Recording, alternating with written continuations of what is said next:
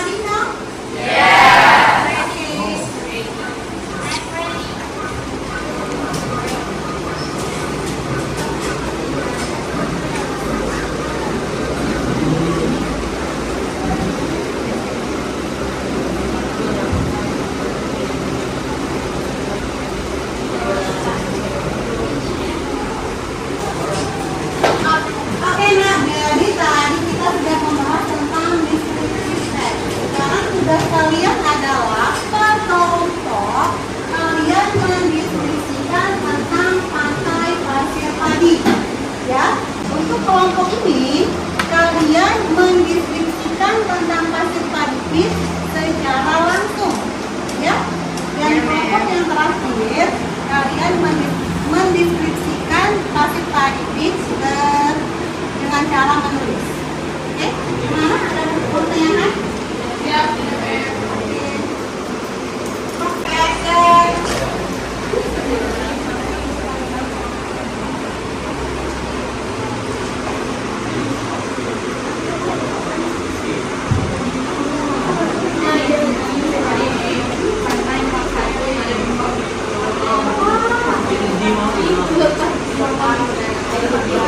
Ayo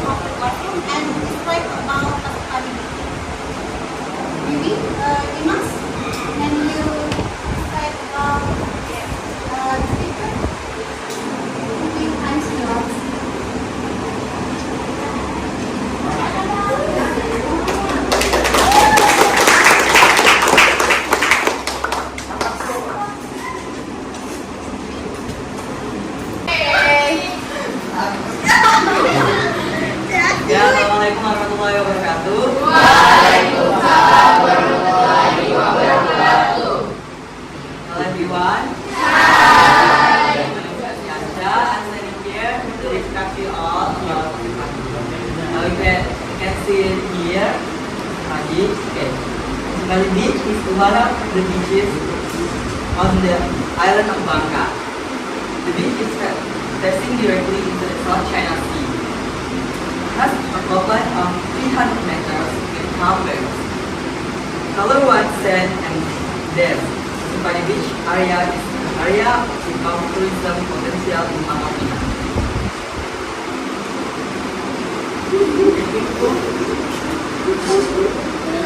Okay, I think that's all.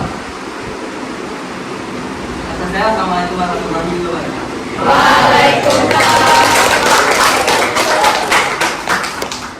Oke, selesai sudah kegiatan kita hari ini. Kita sudah, materi sudah. Silakan kalian kembali ke tempat duduknya masing-masing.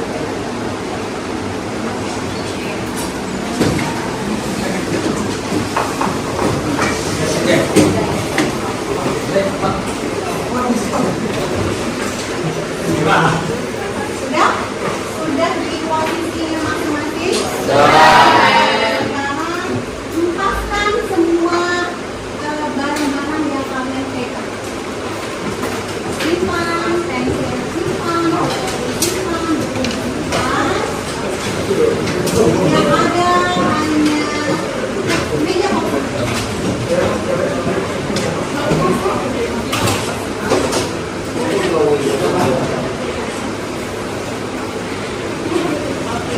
Nah, jadi nanti setelah ini silakan kalian ikuti instruksi yang kalian dengarkan melalui YouTube. Oke? Oke.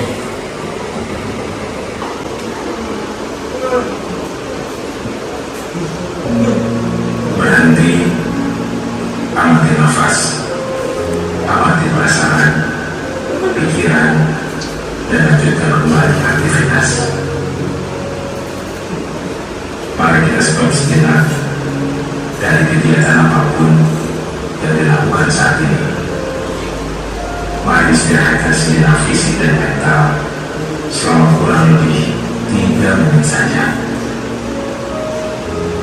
Sebelum mulai, silakan.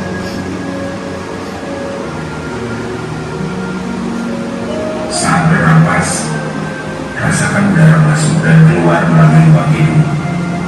Rasakan abdomen yang turun naik saat bernapas.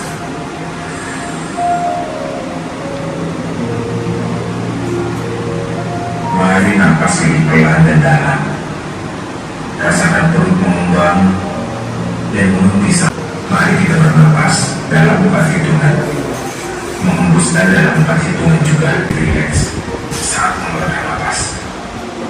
Mulai dari otot wajah, sekitar dahi, kelopak mata, pipi, rahang, dan dagu. Kemudian kedua bahu, lengan atas, dan jari jemari Anda. Amati nafas yang lebih tenang dan pelan. Amati perasaan Anda saat ini. Tahan 4 detik. Keluarkan dengan 4 detik. Amati pikiran Anda saat ini. Apakah yang Anda pikirkan saat ini? Apakah pilihan yang akan Anda lakukan setelah ini? Kita akhiri lagi dengan 1 kali napas yang lebih panjang dan perlahan. Mari kita hitung dalam hitungan 5 untuk menarik napas dan 5 hitungan juga untuk membuang napas. Mari kita mulai.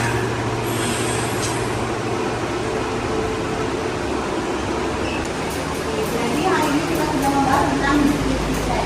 Siapa yang bisa membuat kesimpulan tentang materi pembelajaran kita hari ini? Oke, Rizky, boleh Anda? Nah, dari pelajaran hari ini yang bisa kita ambil adalah descriptive text adalah teks yang menjelaskan tentang suatu benda, bisa benda, tempat, orang, dan lain sebagainya. Dan lain itu merupakan kesimpulan dari pelajaran kami hari ini. Thank you, Rizky. Boleh, siapa yang bersedia? Oke, Rizky, silakan.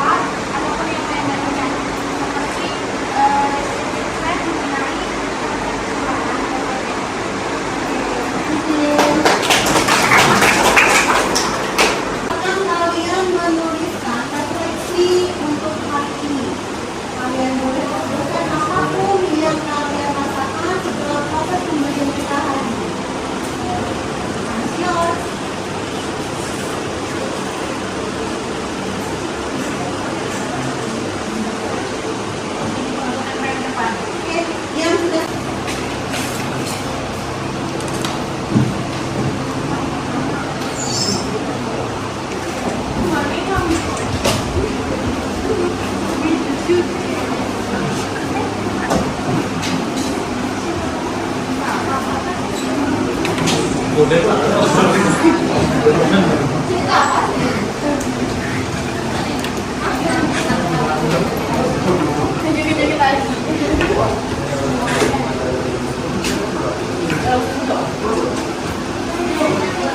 yang nilai ada.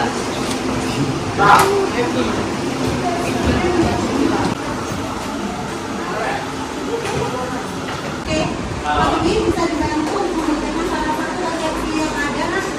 Oke.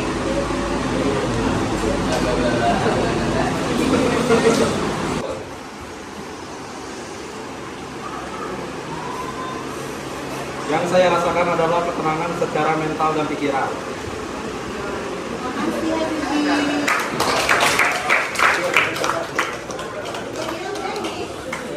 Thank you for being. See you next week. Bye. Baik, bismillahirrahmanirrahim. Assalamualaikum warahmatullahi wabarakatuh. Selamat siang Ibu Wendy dan Memiti. Alhamdulillah pada siang hari ini kita bisa bertemu dalam tatap muka, di mana tujuan kegiatan kita pada siang hari ini adalah pendampingan yang kelima untuk supervisi diskusi, supervisi coaching pasca observasi. Tujuan dilaksanakannya observasi dalam supervisi yaitu yang pertama untuk berbenah diri dalam proses pembelajaran, meningkatkan kualitas pembelajaran kita dalam menerapkan kurikulum merdeka, pembelajaran diferensiasi dan PSE. Nah, kemarin sebelumnya kami perkenalkan dulu. Di sini ada pendamping saya, PP Ibu Windy, kemudian ada Memeti selaku observer pada kemarin. Baik, kemarin kami sudah melaksanakan supervisi akademik di kelas 12 MIPA 3. Kami telah melakukan diskusi pra-observasi, kemudian melakukan supervisi di kelas. Nah, terkait supervisi kita yang kemarin, itu Memeti, bagaimana perasaannya dalam melakukan pembelajaran diferensiasi dan PSE di kelas? Alhamdulillah sangat senang dan saya merasa sangat puas dalam penerapan pembelajaran diferensiasi. Oke. Terkait dengan itu, apa yang langkah-langkah yang Memeti lakukan? Metode apa yang digunakan dalam supervisi, dalam kegiatan pembelajaran diferensiasi? Metode yang digunakan saya menggunakan metode PBL. Terus nantinya Bu pada saat menggunakan metode tersebut saya menemukan ada beberapa kelebihan dan kekurangan yang saya hadapi di sana. Misalnya kalau dari segi kelebihannya saya bisa siswa itu bisa lebih aktif lagi, bisa fokus lagi dalam tugasnya. Tapi dalam segi kekurangannya, kekurangan waktu kalau saya dalam beberapa waktu karena kan adanya langkah-langkah yang harus dilakukan sebelumnya, asesmen segala macam gitu kan. Jadi pada saat untuk pelaksanaan yang di realnya itu di tegang itu agak kurang waktunya. Ya, karena di pelajaran bahasa Inggris itu hanya 2 jam pelajaran ya, karena 1 jamnya udah diambil ke kelima ya. Gitu.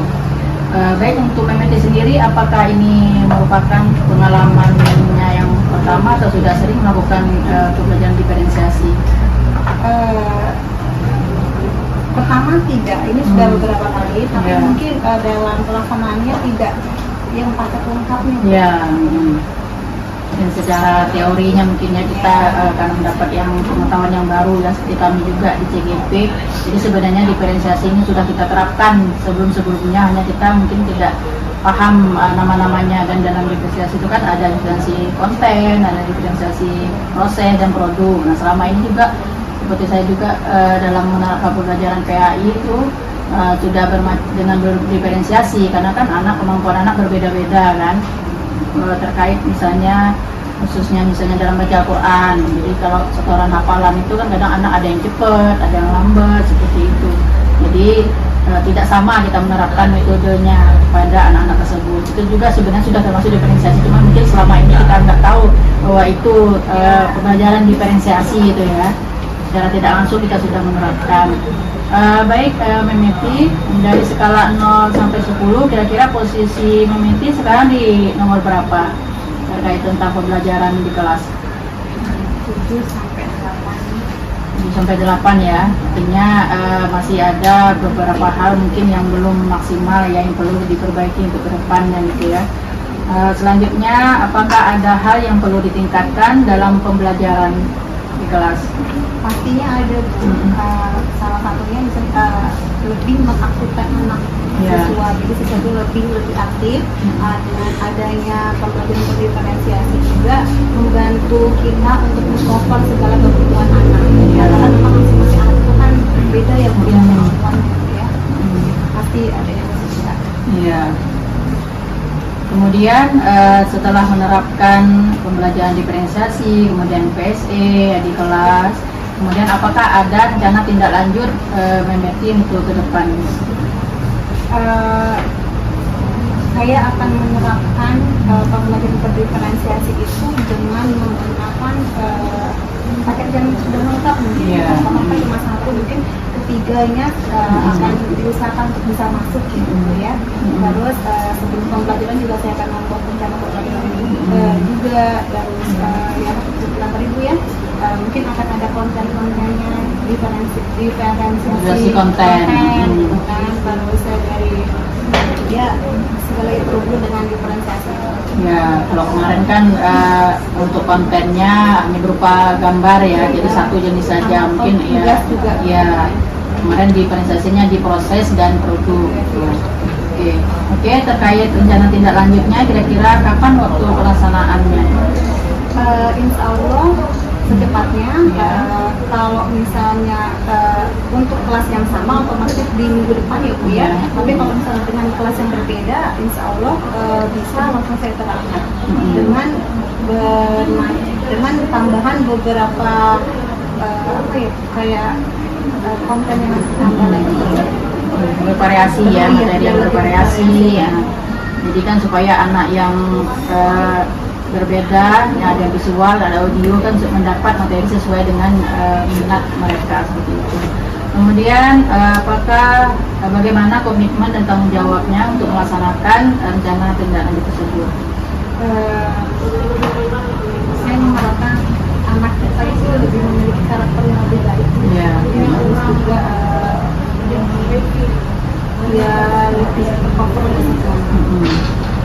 Memang pembelajaran itu dilaksanakan sesuai dengan kebutuhan murid ya, kemudian berdasarkan bakat dan minat mereka ya. Oke, Memeti, mungkin itu saja terkait pertanyaan pasca observasi. Ada lagi hal lain yang mungkin ingin ditambahkan? Mungkin dari refleksi dari supervisi kemarin, apakah ada tanggapan? Mungkin bagi kami sebagai supervisor dan hal-hal lainnya. Alhamdulillah Bu, kemarin sebelum proses pembelajaran ada peran itu Bu ya. Ya. Itu di situ kan saya diajarkan, Ya. diberikan beberapa masukan yang amat sangat membantu Bu. Jadi dalam penerapan juga amat sangat membantu saya. Ya. Jadi terima kasih Bu sudah memberikan informasi Ya. yang berada di tempat saya. Oke, terima kasih Memeti ya. Kami juga mengucapkan terima kasih pada Memeti yang telah mau bekerja sama dalam pendampingan ini dan kegiatan praktik aksi nyata kami dalam supervisi akademik. Oke, mungkin itu saja diskusi kita pasca observasi pada siang hari ini. Terima kasih. Wassalamualaikum warahmatullahi wabarakatuh. Waalaikumsalam. Oke, terima kasih Bu Jar ya sudah melakukan supervisi dengan Memeti ya terkait proses pembelajaran, dan memang apa yang sudah dilakukan Bu Jar itu sudah memenuhi dari tahapan dari proses coaching ya. Dari mulai kita melakukan pengamatan hingga akhirnya kita coba explore ya terkait kendala, terus proses pembelajaran itu sendiri hingga akhirnya Ujar juga menanyakan refleksi juga ya yang dirasakan oleh Memeti terkait pelaksanaan pembelajaran, dan juga Ujar juga sudah menyampaikan juga gitu kan menggali kira-kira rencana tindak lanjutnya apa nantinya gitu ya, terkait posisi yang disampaikan oleh Memeti saat ini pada posisi urutan keberapa gitu ya. Di sini Bu Jar sudah menggali kira-kira apa yang akan dilakukan Memeti ke depannya. Jadi dari yang proses revisi yang Bu Jar sudah lakukan kepada Memeti, insya Allah sudah memenuhi ya proses dari tahapan coaching dan prinsip coaching itu sendiri. Ya mudah-mudahan nanti ke depannya proses percakapan ini bisa berlanjut gitu, tidak hanya pada saat simulasi ini, juga pada saat proses yang lainnya ya, ketika dengan siswa dan orang tua seperti itu. Iya. Oke, terima kasih. Oke, terima kasih Bu Indi. Yo, sama-sama.